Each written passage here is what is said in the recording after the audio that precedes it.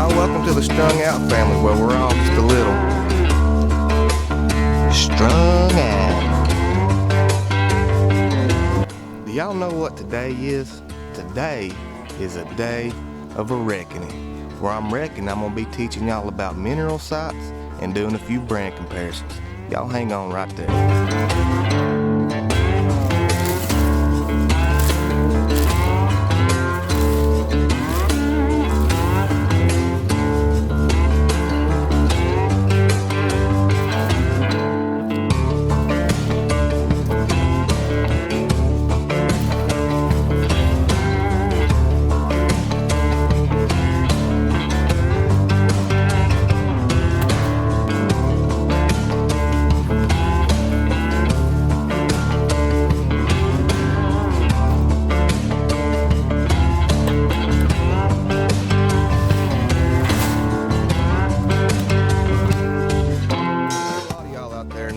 And you might be asking, what is a mineral site?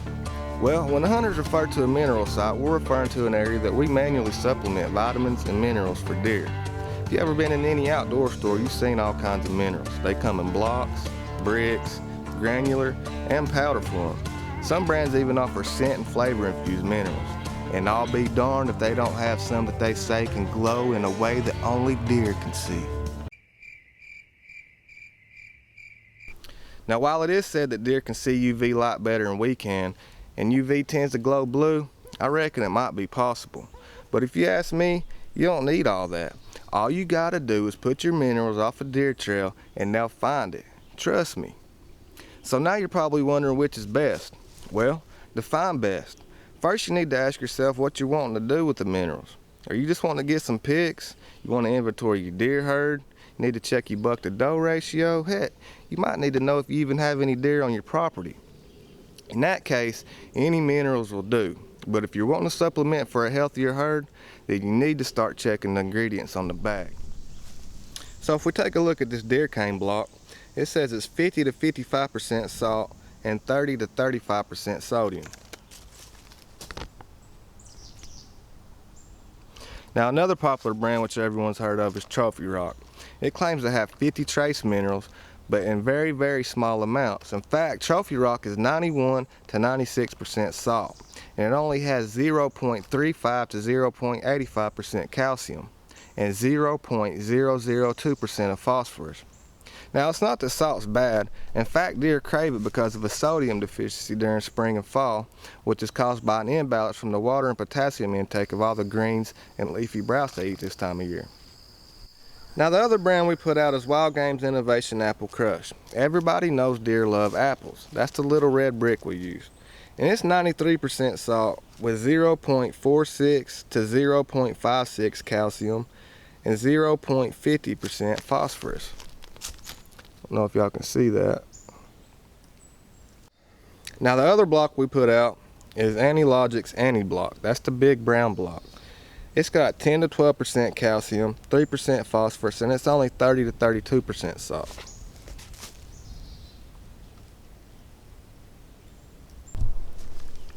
Now, that big white block we put out, that's just pretty much pure salt. It's like 98, 99% salt. Now, there is some brands that'll try to entice you with a bigger racks guarantee, like this Lucky Buck. If you look at the lid on here, it says bigger racks or your money back guarantee. If the whitetails on and around your property don't have much bigger racks, and you're the judge, after feeding Lucky Buck mineral for 2 years, year round, we'll give you your money back.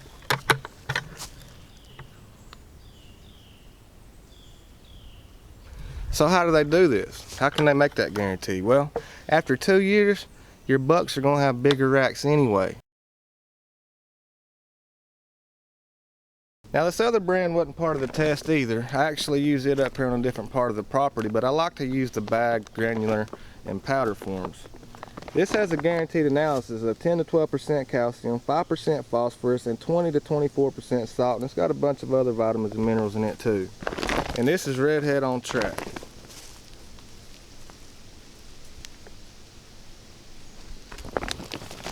So what's all this mean?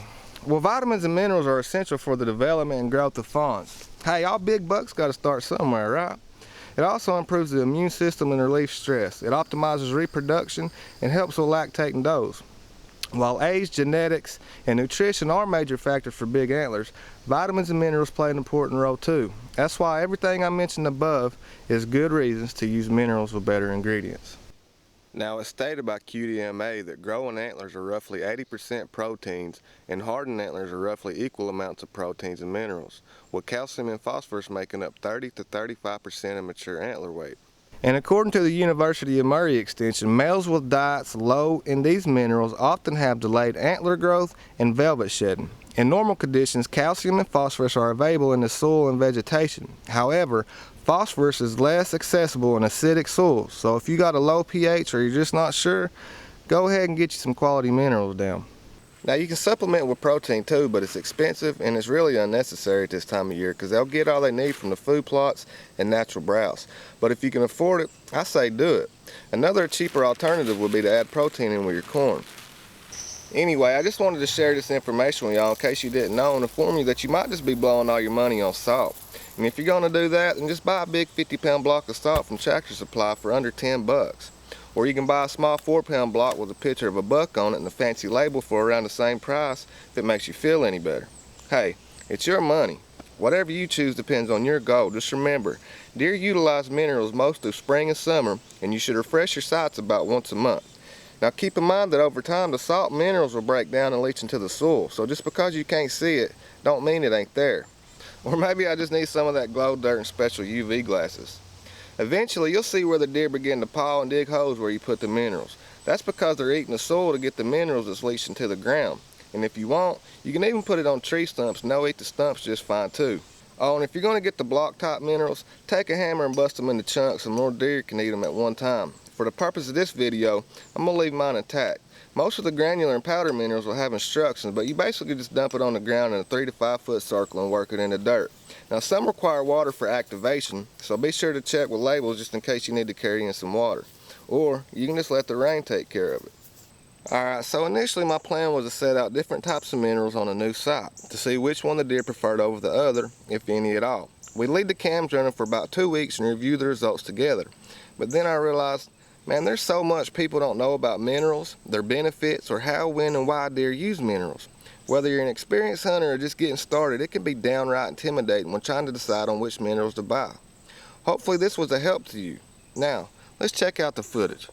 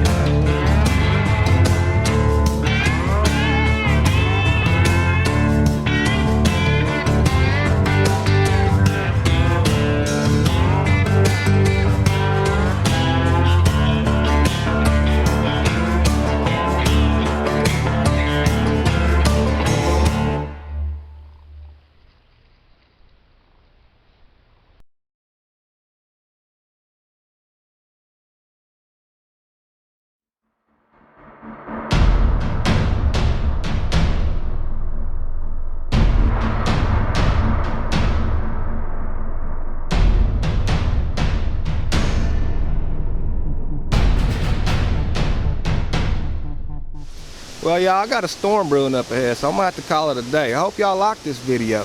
Now be sure to subscribe, like, and share with the rest of your junkie buddies, because remember, if you got it itching, we got you fixing.